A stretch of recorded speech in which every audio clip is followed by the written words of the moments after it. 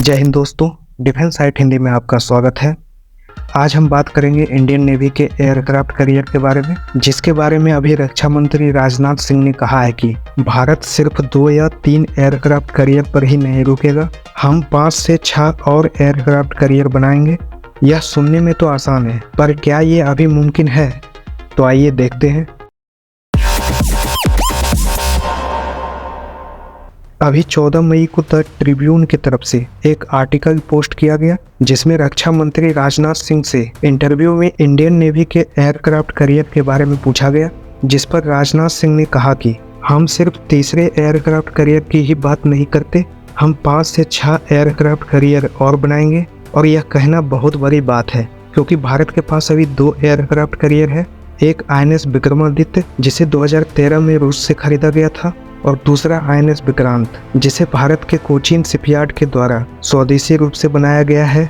और तीसरा aircraft carrier बनाने का भी काम जल्द ही शुरू होगा, जिसका बजट पास होना अभी बाकी है। पर अभी यह कहना कि हम तीसरे एयरक्राफ्ट करियर के बाद 5 से 6 और एयरक्राफ्ट करियर बनाएंगे, यह बहुत बड़ी बात है, क्योंकि जिस तरह चीन अपनी नेवी को बढ़ा रहा है, यह जरूरी भी है कि भारत को अपना नेवी चीन के बराबर में खड़ा करना होगा, तभी हम हिंद महासागर में अपना प्रभाव कायम रख पाएंगे।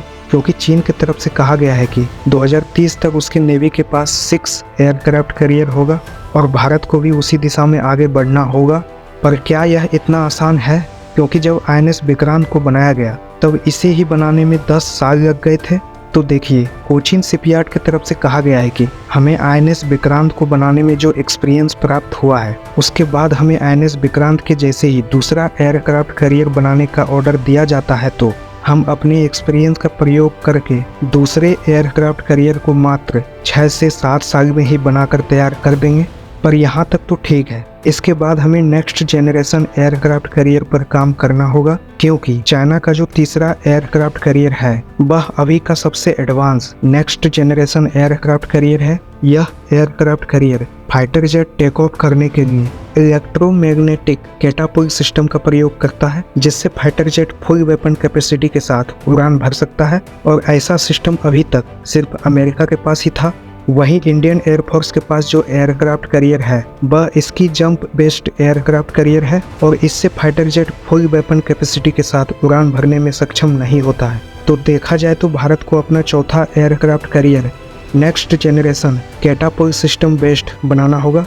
पर अभी तीसरे एयरक्राफ्ट करियर पर ही काम शुरू नहीं हुआ है, और इसकी शुरुआत हो भी जाता है तो भी यह बनकर 2032 तक तैयार होगा, और उसके बाद ही चौथा एयरक्राफ्ट करियर के बारे में सोचा जाएगा। क्योंकि सिर्फ एयरक्राफ्ट करियर बनाने से ही नहीं होता है, एक एयरक्राफ्ट करियर के साथ fighter jet, cruiser, destroyer, frigate और अटैक सबमरीन भी होता है, और इसे भी बनाने होंगे, और इसे बनाने में टाइम जाता है।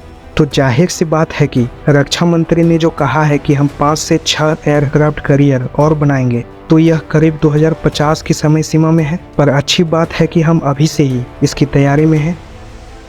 आज के वीडियो में इतना ही। अगर आपको वीडियो पसंद आ रहा है तो वीडियो को लाइक करें, सब्सक्राइब करें और बने रहें डिफेंस साइट हिंदी के साथ। जय हिंद।